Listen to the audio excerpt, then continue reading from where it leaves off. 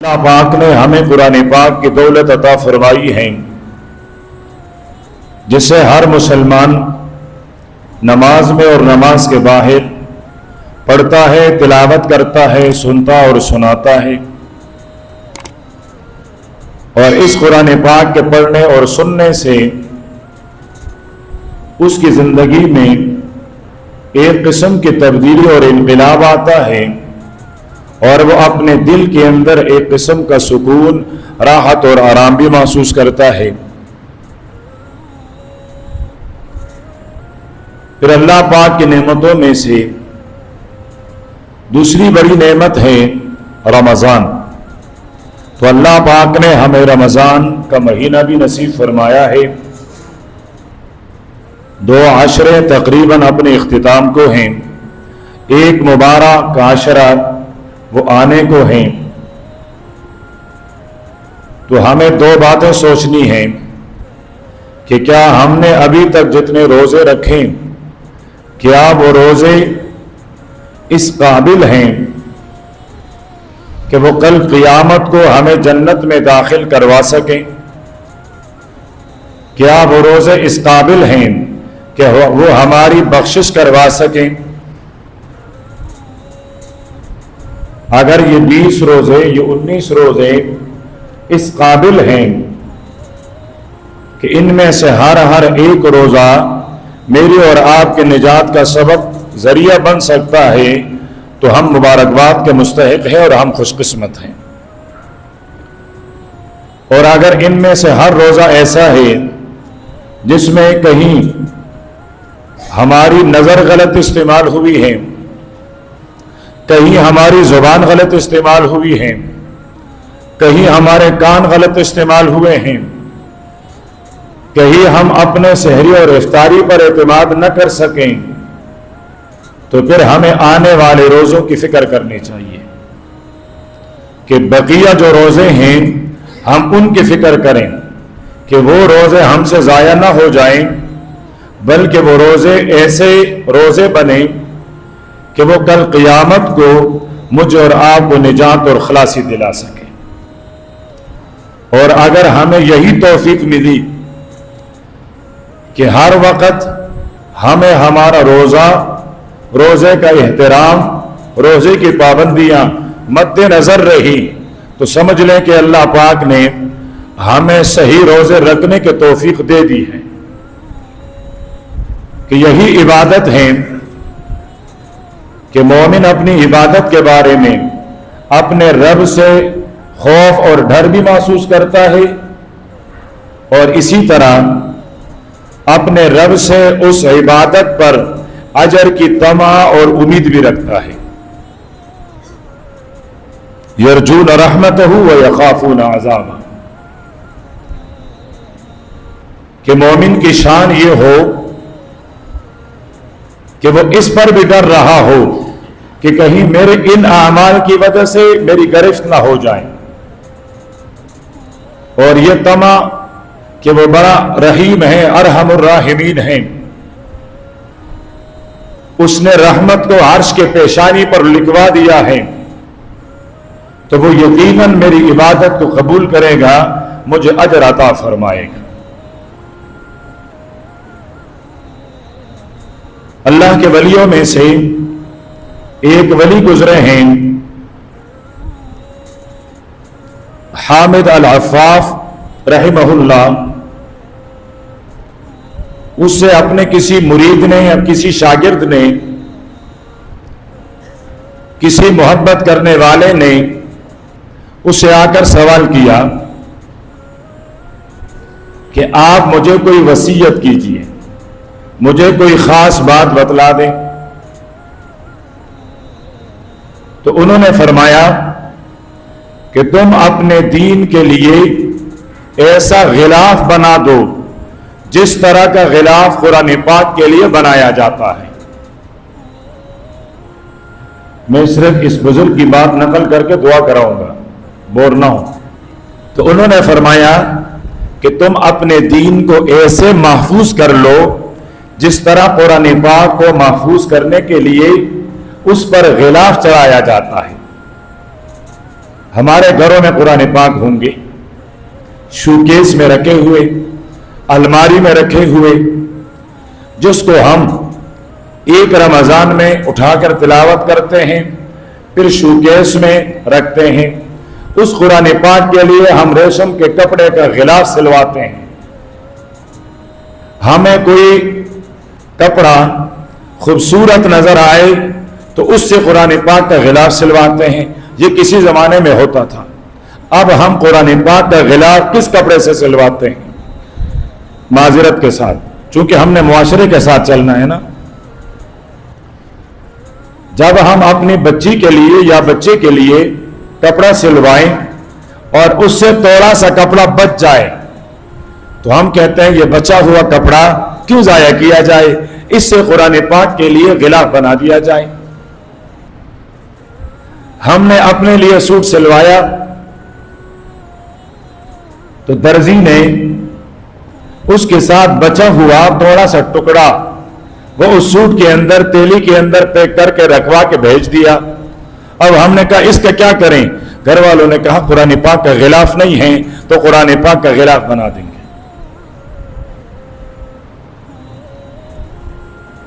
تو ہم قرآن پاک کے لیے غلاف بناتے ہیں، پھر اس قرآن پاک کو اس غلاف میں لپیٹ کے اور تاغچے میں رکھ لیتے ہیں۔ یہ کیوں؟ کہ یہ قرآن پاک گرد و غبار سے، پھٹنے سے محفوظ رہے۔ اچھا جذبہ ہے، اچھی بات ہے۔ پھر یہ قرآن پاک 9 مہینے حفاظت کے ساتھ اس تاغچے میں پڑا ہوا ہوتا ہے۔ جب آئندہ رمضان آتا ہے پھر ہم اس سے دور گرد و غبار وہ جھاڑتے ہیں، پھر اس کو پڑھنا شروع کر لیتے ہیں۔ تو حضرت حامد فرماتے ہیں کہ تم اپنی زندگی، دین والی زندگی، اپنے دین کو ایسا محفوظ کر لو جس طرح کے قرآن پاک کو غلاف کے اندر لپیٹ کر محفوظ کیا جاتا ہے۔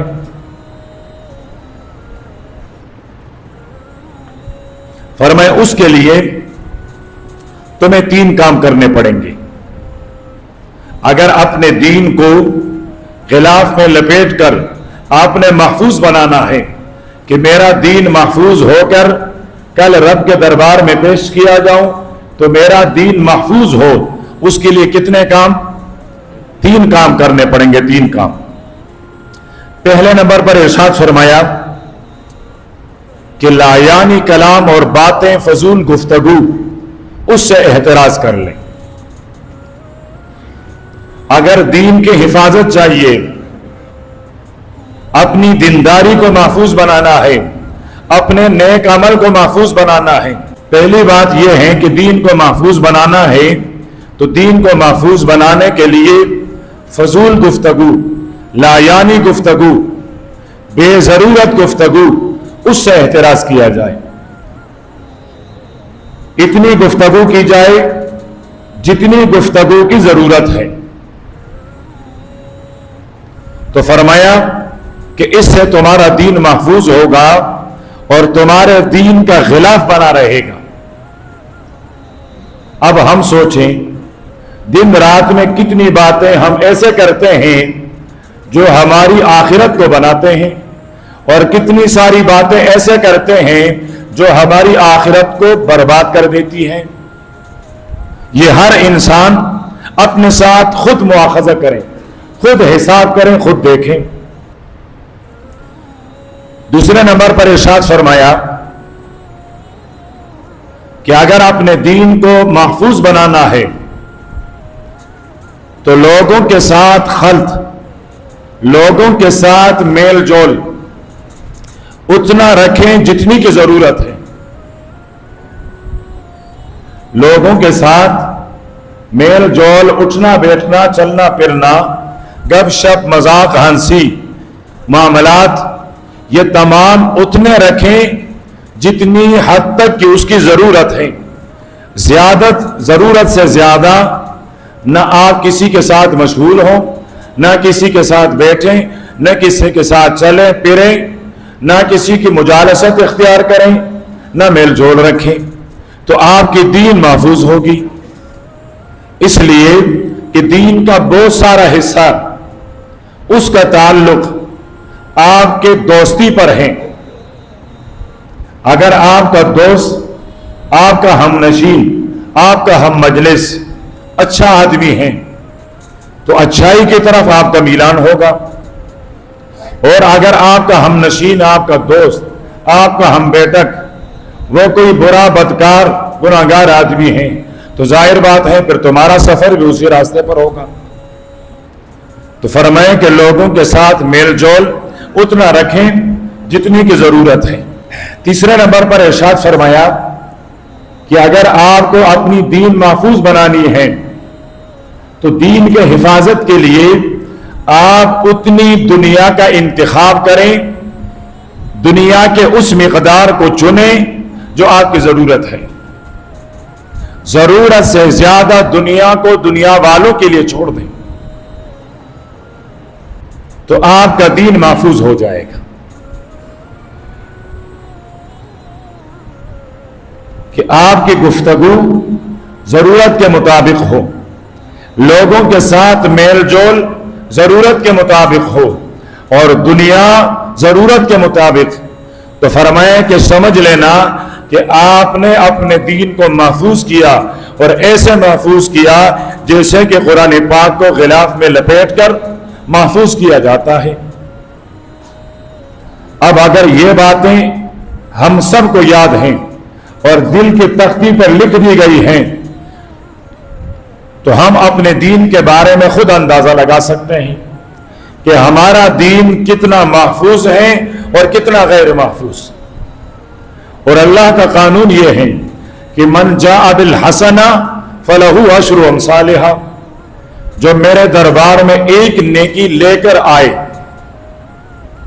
تو میں اللہ اس کی ایک نیکی کو 10 گنا بڑھا کر اجر دوں گا. اس نے ایک روزہ رکھا ہے، اللہ فرماتے ہیں میں ثواب اور اجر 10 روزوں کا دوں گا. لیکن کب؟ جب یہ بندہ روزے کو محفوظ بنا کر کل قیامت کو میرے دربار تک پہنچا کر لے آئے. یہ نہیں کہ جو بھی نیکی کرے میں اللہ 10 گنا بڑھا دوں گا، یہ نہیں فرمایا. بلکہ اللہ پاک کا ارشاد، اللہ کا قانون یہ ہے کہ جو نیکی کرے اس نیکی کو محفوظ بنائے، محفوظ بنا کر کل قیامت حشر کے میدان میں وہ میرے پاس لے کر آئے تو تب میں 10 گنا بڑھا کر دوں گا.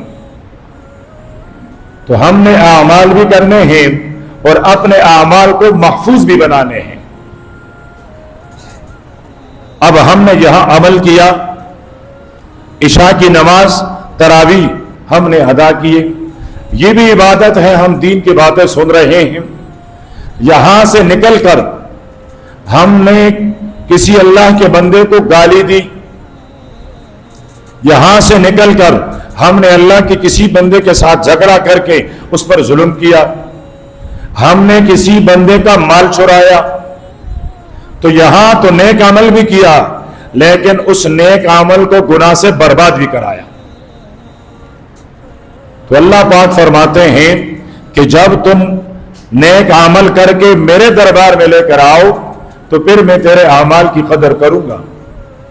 اس لیے کہ اللہ پاک کے ناموں میں سے ایک نام ہے شکور، اور شکور کا معنی ہوتا ہے قدر کرنے والا، قدردان.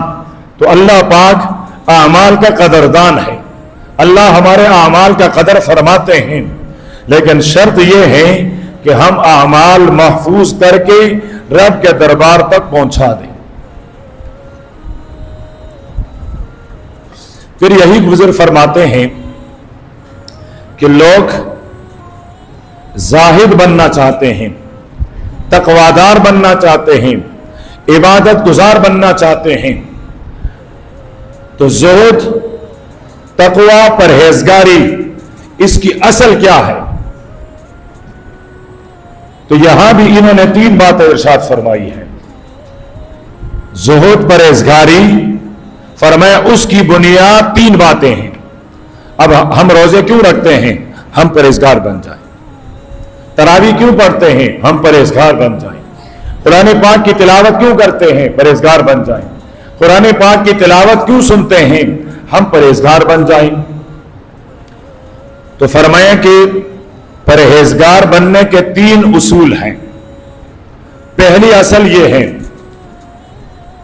کہ اللہ پاک نے جن چیزوں سے منع کیا ہے، جو محارم ہیں، جن کو اللہ پاک نے حرام کر رکھا ہے، فرمایا ان محارم سے اجتناب. اب اللہ پاک نے رمضان کے دنوں میں ہمیں کھانے پینے سے منع فرمایا ہے. وہ میرا کھانا پینا، آپ کا کھانا پینا حلال ہے، طیب ہے، پاکیزہ ہے، تازہ ہے، لیکن اللہ پاک نے اسے منع کر دیا. تو اب رمضان کے دنوں میں کھانا پینا حرام ہو گیا. حالانکہ وہ حرام نہیں اپنے ذات کے اعتبار سے، حلال ہیں، ہم نے کمایا ہے، ہماری ہاتھوں کی کمائی ہے، لیکن اللہ پاک نے منع کیا ہے. اب اس کے مقابلے میں ابھی رات کو اللہ پاک نے کھانے پینے سے منع نہیں کیا، ہم نے کھانا پینا شروع کیا لیکن حرام کھایا، کسی سے چوری کر کے کھایا، کسی کا غصب کر کے کھایا. اب رات میں، رمضان کے راتوں میں کھانا پینا تو جائز ہے، لیکن ہم نے جو کھایا وہ حرام کھایا، وہ تو ہم نے حرام طریقے سے حاصل کیا. تو فرمایا کہ اگر تم پرہیزگاری کی اصل اور بنیاد اس کو حاصل کرنا چاہتے ہو تو فرمایا کہ محارم، جن چیزوں سے اللہ پاک نے روکا ہے، ان سے رک جائیے. اور یہ بہت گہری بات بھی ہے، بہت بڑی بات بھی ہے، اور بہت مشکل بات بھی ہے کہ انسان ہر ساتھ، ہر قدم یہ غور اور فکر کریں کہ اس وقت رب نے مجھے کس چیز کا حکم دیا ہے اور کس سے مجھے منع کیا ہے.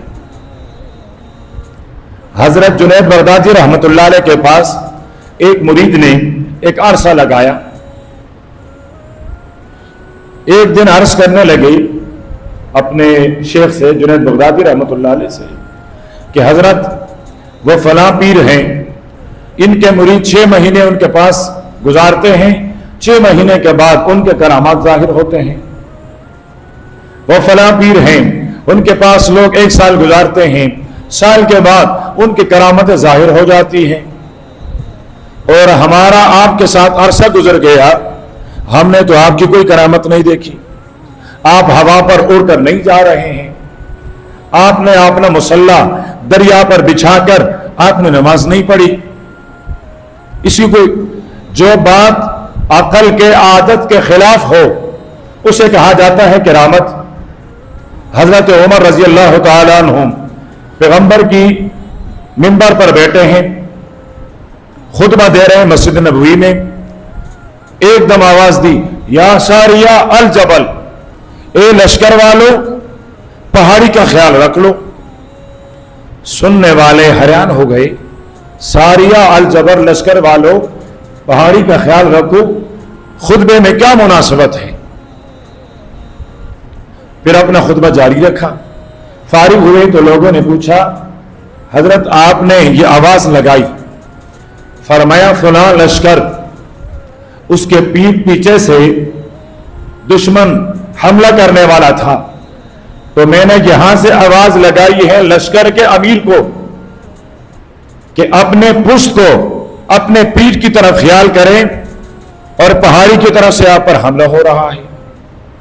انہوں نے کہا امیر المومنین عجیب بات ہے، بیٹے آپ مسجد نبوی مدینہ منورہ میں ہیں، سینکڑوں میل دور، ہزاروں میل دور لشکر کو آواز دے رہے ہیں. فرمایا اچھا. لشکر آیا تو لشکر والوں سے مدینے والوں نے پوچھا، فلاں دن فلاں وقت حضرت عمر نے تمہیں آواز دی تھی؟ انہوں نے کہا اللہ بھلا کرے حضرت عمر کا، اللہ جزائے خیر دیں، بر وقت ہمیں تنبیہ کی، ورنہ دشمن ہمارے اوپر حملہ کر کے ہمیں گھیرنے والا تھا۔ مدینے والوں نے کہا تم نے عمر کی آواز سن لی تھی؟ انہوں نے کہا جی بالکل سن لی تھی ہم نے عمر کی آواز۔ ہائے عمر تم کہاں یاد آئے؟ جہاں آرام کر رہا ہے عمر، جہاں عمر آرام کر رہا ہے وہاں ویسے بھی رحمتیں برس رہی ہیں، لیکن اللہ پاک رحمتوں کی برسات برسائیں تیری مرقد پر کہ آج پیغمبر کے امت کو تو نے ایک امام کے پیچھے 20 رکعت تراویح پر جمع فرمایا ہے۔ اور کوئی نام نہاد محقق اگر اپنی سر کی چتری کے نیچے چھپنے کی کوشش کریں اور امت کو بدگمان کرنا چاہیں، امت کے اندر بد اعتمادی پیدا کرنا چاہیں، امت کو نیک اعمال اور سجدوں سے محفوظ کرنا چاہیں، ہمیں ایسے محقق کی تحقیق نہیں چاہیے، نہ ہمیں ایسے مفتیوں کے فتوے چاہیے۔ ایسا محقق اپنی تحقیق اپنے جیب میں رکھیں، ایسا مفتی اپنے فتوے اپنے جیب میں رکھیں اور کلمہ پڑھ کر اپنی آخرت کی فکر کریں۔ میرے نبی نے ارشاد فرمایا تھا علیکم بسنتی وسنت الخلفاء الراشدین المہدیین، فرمایا تمہارے اوپر میری سنت، میرا طریقہ، میرے خلفاء راشدین کا طریقہ لازم ہے۔ اور عمر خلیفہ راشد ہیں، عثمان خلیفہ راشد ہیں، علی خلیفہ راشد ہیں۔ حضرت عمر نے صحابہ اکرام کا اجماع کروایا۔ ابی بن کعب جو اس امت کا سب سے بڑا قاری ہے، اس بڑے قاری کو مصلی پر، مصلی بھی کوئی عام مصلی نہیں، میرے پیغمبر کا مصلی، میرے ابو بکر کا مصلی، میرے عمر کا مصلی، اس مصلی پر ابی بن کعب کو کھڑا کروا کے فرمایا کعب قرآن پاک الف لام سے لے کر والناس تک 20 رکعت تراویح میں آپ نے پڑھنا ہے، تلاوت کرنا ہے، یہ میری آقا کی سنت ہے۔ حضرت کعب پڑھنے لگے۔ اللہ، میں کعب کے منصب کو دیکھوں تب بھی رشک آتا ہے کہ کھڑا ہے پیغمبر کے مصلی پر، اور میں یوں دیکھوں کہ کعب کے مقتدی کون ہیں؟ حضرت عمر ہیں، حضرت عثمان ہیں، حضرت علی ہیں، حضرت عبد الرحمن ابن عوف ہیں، حضرت سعد ہیں، حضرت سعید ہیں، حضرت زبیر ہیں، حضرت طلحہ ہیں، حضرت ابو ہریرہ ہیں، حضرت بلال ہیں۔ یہ صحابہ جلیل القدر صحابہ جن کے لیے میرا رب فرماتے ہیں رضی اللہ عنہم ورضوا عنہ، میں ان سے راضی، یہ مجھ سے راضی۔ اولئک کتب فی قلوبہم الایمان، جن کے دلوں پر میرے رب نے ایمان کو لکھ دیا ہے، جن کا ایمان انمٹ ہے، وہ تراویح میں مقتدی ہیں حضرت کعب کا، اور حضرت کعب مصلی نبوی پر تراویح کا امام ہے، اور تراویح کی رکعتیں حضرت کعب پڑھاتے ہیں 20۔ تو اس لیے میں نے عرض کیا مجھے حضرت عمر کی فتوے کی ضرورت ہے، مجھے حضرت عمر کی سنت کی ضرورت ہے، مجھے حضرت عمر کی تحقیق کی ضرورت ہے، مجھے کسی نام نہاد محقق کی تحقیق کی ضرورت نہیں۔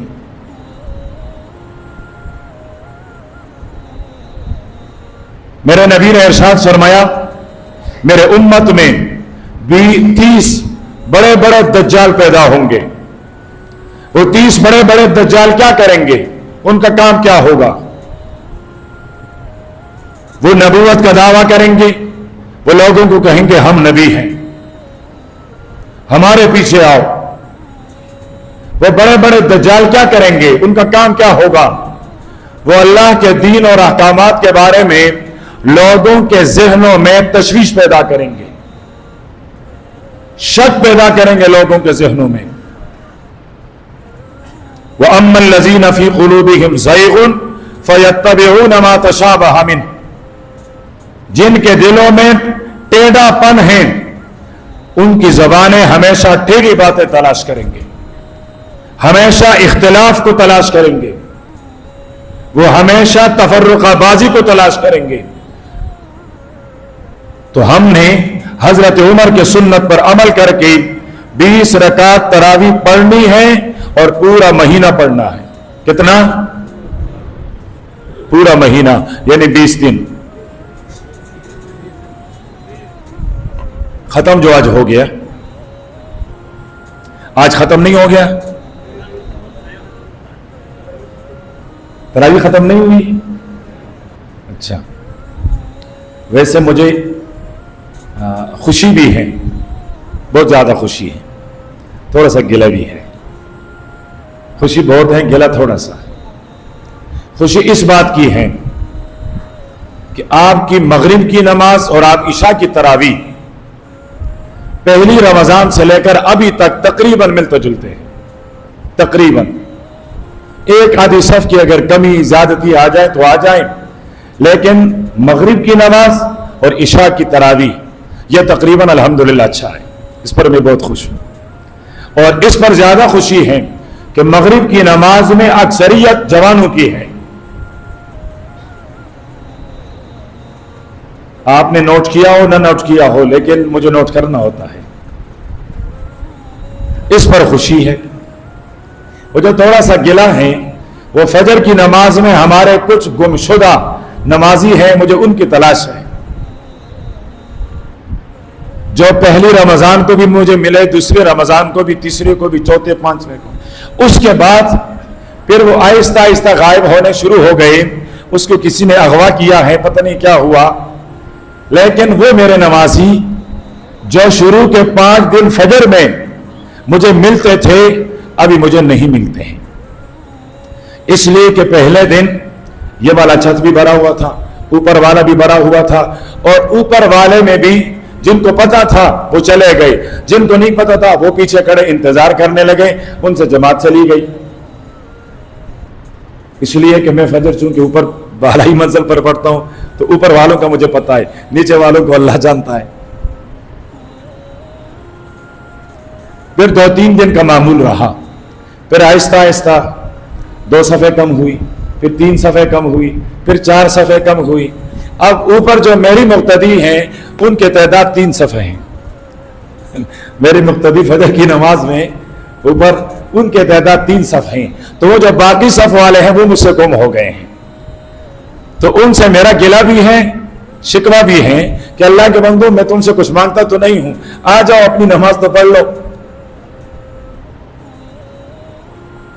لیکن الحمدللہ مجموعی طور پر پہلے سالوں کے بجائے اس سال کی فضا بدلی ہوئی ہے، اور اللہ کرے کہ میری اور آپ کی زندگی کا ہر آنے والا سال وہ اس طرح تبدیل اور بدلتا ہوا ہمیں نظر آئے۔